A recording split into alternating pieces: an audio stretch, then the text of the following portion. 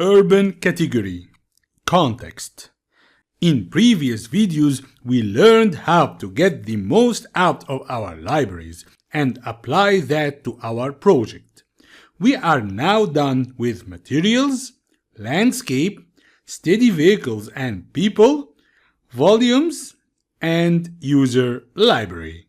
What's next? We will move to those tools down here. First icon is import files, and we learned about that already. The next set of tools is Urban. When we click it, then appears here 4 icons: Context, Paths, Camera Align, and Measure.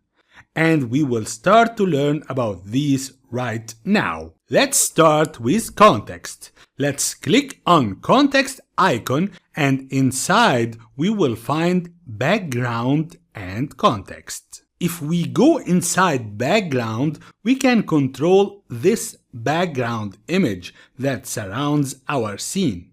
Let me position a shot like that and examine that option. Let's click on picture and we have all these options to choose from. And as we click on any of them, the background changes accordingly.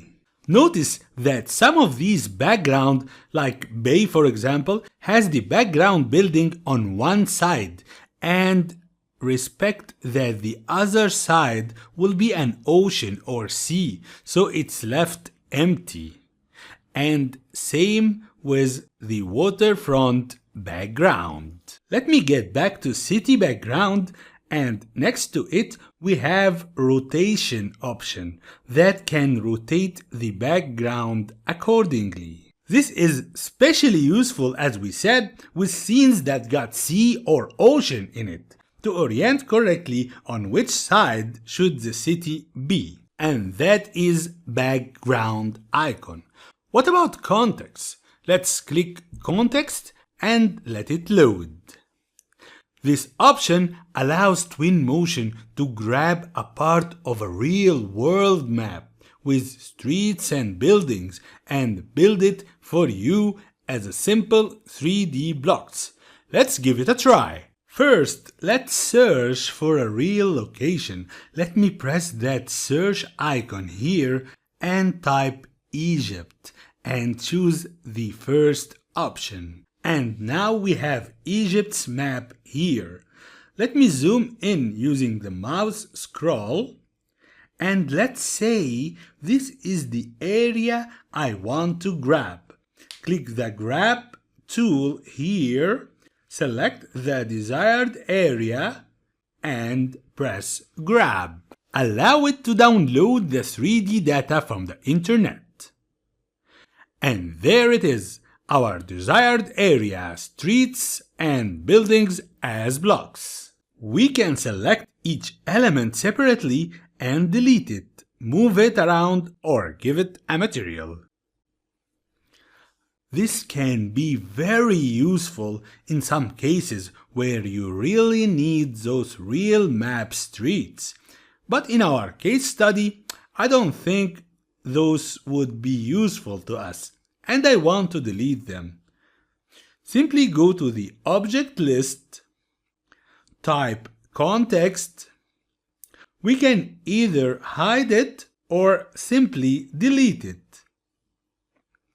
And back to our project, and that was context and background tools. In the next video, we will get back to urban category and learn about paths. Urban category, paths. Let's get back to urban category and learn about paths. The idea behind paths is that we create a path and let Twinmotion move objects along that path. These objects could be characters, vehicle, bicycles, or custom. This is different than adding still cars, people, or bicycles. Let's see how it works.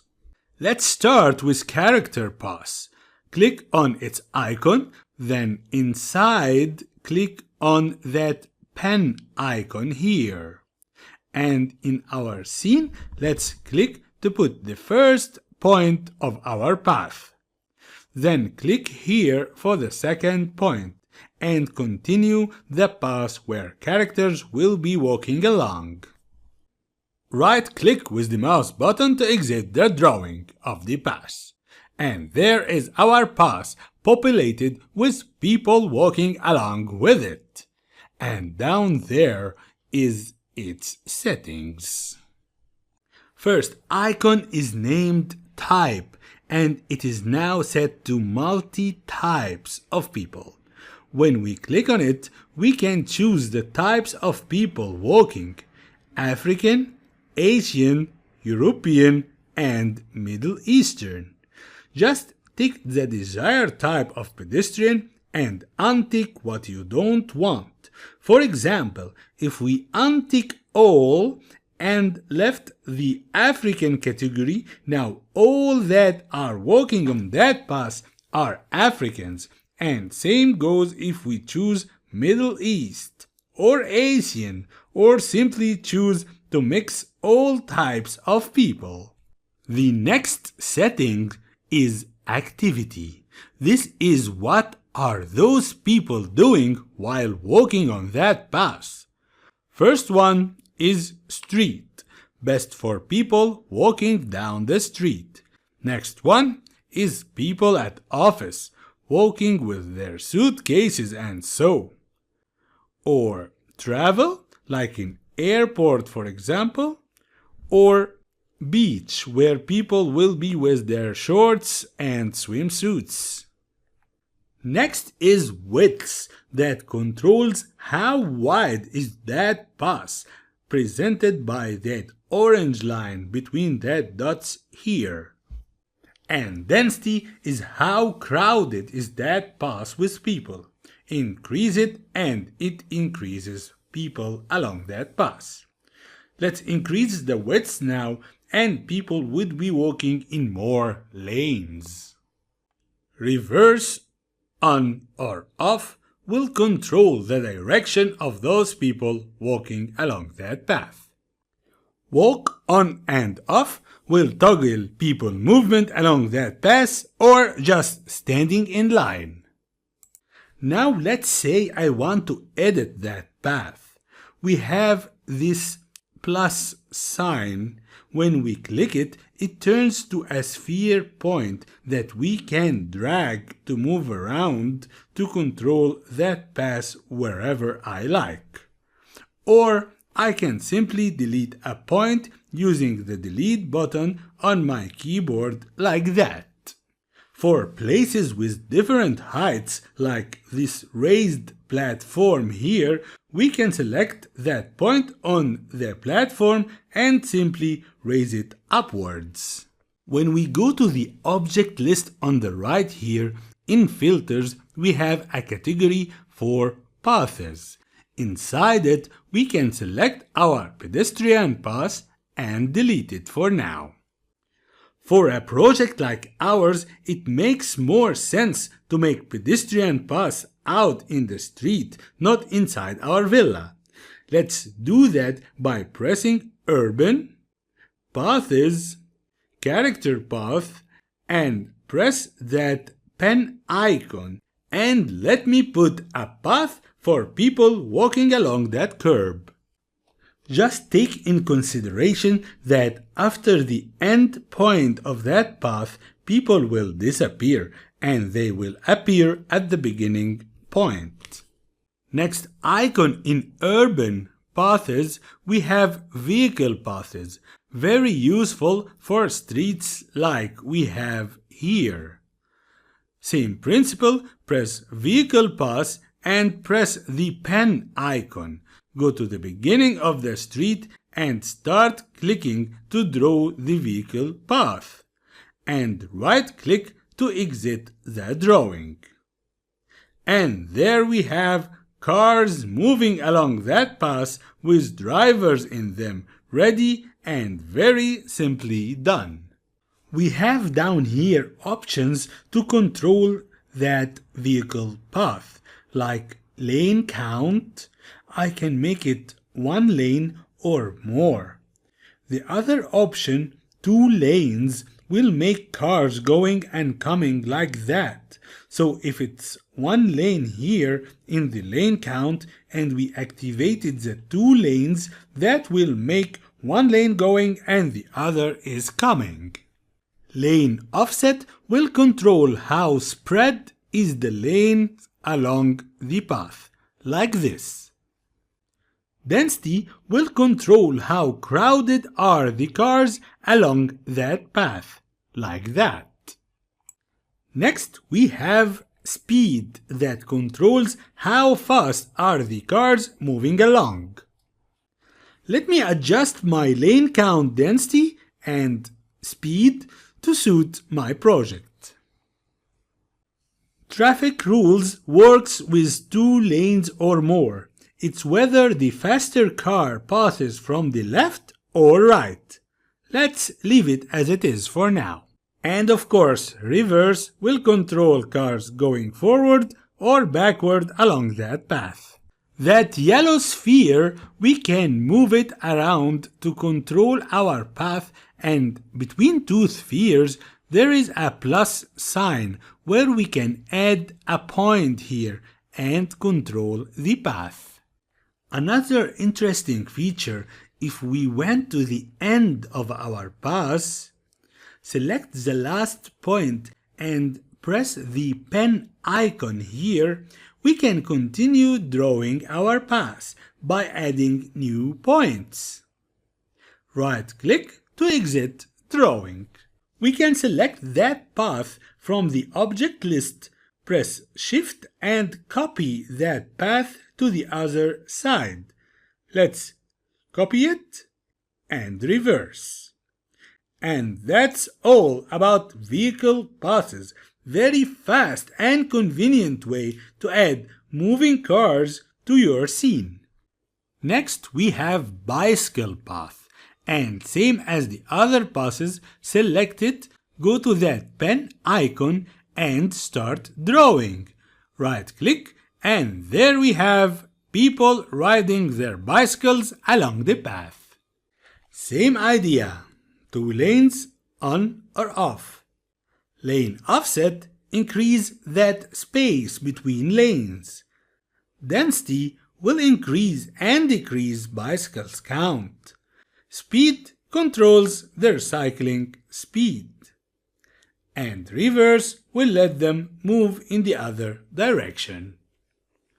And same like the other paths, the yellow sphere are points that controls our path, and plus sign adds new points. Let's select it from the object list and delete it. Lastly, we have custom path, and that is where we want to move any object along that path. Let's give it a try. Draw our path using that pen icon and right click to exit. And there we have a white box moving along that path. Down here we have that white box. We can change that by pressing these 3 dots here and press Go to Library. And from the library we can choose any other objects. Let's say that sphere, drag it down here to replace that box. And there is our sphere moving along that path. The idea is that simple. And of course that applies to any other object in our library. Let me go to User Library and drag that chair down here. And there it is moving along our path. Or even a tree can move along our path. We can add a dog, but it won't be walking. It will be like skating dog. But that option can be useful with boats, yachts. We can add a bus too. At the options down here, we have animation options, and it is now set to loop. And loop will let it disappear at the end and reappear at the start. Once we'll let it start at the beginning, stop at the end. Once reversed, we'll start at the end and move backwards. Once ping pong, we'll move back and forth. We have those other animation options that are straightforward. I encourage you to examine them and think of ideas how can they be useful in animating objects. Next option is speed. Then delay. It will start moving after being still for how many seconds. Rotations lets you rotate that object. Follow will let an object follow the turns of the path or not. And lastly, physics. If on, it will let the animation objects goes up and down based on the ground under it, or even if we have obstacles along that path, it will go up on it as physics is turned on. And that's all about paths. In the next video, we will talk about camera align. Urban category, camera align. In the urban category, we learned about context and paths. And now is the time to learn about camera align. Camera align is a very interesting feature that helps greatly in positioning where we stand in our scene based on the geometry that is built. Let's see how it works. First, we will click that small camera align icon and click on any desired face that I want to align my camera to. For example, this side wall of my villa here. Once clicked, the view we are working in will align perfectly parallel to that wall. And now we are facing that side wall with our camera. Let me click to face the garage, or maybe that other side, or that back side. If we click on that pool water, camera will be aligned to it too, looking from the top. Now let me click on the roof too, and we have a layout shot. Now this camera align is sensitive to any face of geometry in the scene. For example, if we clicked an inclined face of this umbrella here, it will feel it and align to its angle, giving us a shot like that. I encourage you to play around with that tool now and use it when it's time to get good shots. And that was simply the camera align. In the next video, we will learn about another tool in urban category called measure. Urban category, measure. Another very interesting feature in Twinmotion is measure. Measure lets you add dimensions in your 3D scene as a visualization, so your client can feel and have information about dimensions of their buildings. Let's try that out. Let's click measure, and inside it, let's click the ruler icon here. And as you move around in your scene, it automatically senses places where you may need to add dimension. Let me hover over that fence here, and it automatically senses that we need dimensions between these fences. Just click to create the measure. Once clicked and selected, then we will have settings down here. Let me play with the text position, and the measure number moves to the sides along the dimension line. Scale adjustment will control the size of dimension arrow and text like that. Color will let us choose the color of that dimension. Let me make it black to contrast with my scene. Constraint on or off. If it's set to off, then we can set the dimension manually using the second icon of length here. And in that case, the side arrows will turn to spheres. If on, it will automatically sense object faces, and the length will be shown in the second icon, but we can't edit it because dimension will be set automatically. Let's put another one, and as you can see, it can sense distances between fence and building. Let me adjust its scale and color, and now we have another dimension. Let me add the measure length of the pool like that and adjust it. Very easy and nice. And that's all about measure. It is a useful feature in some cases where you want to show off dimensions in 3D. By that, we now have completed the urban category options: context, paths, camera align, and measure. And this BIM object feature is covered in previous lectures where we import 3D objects from the internet.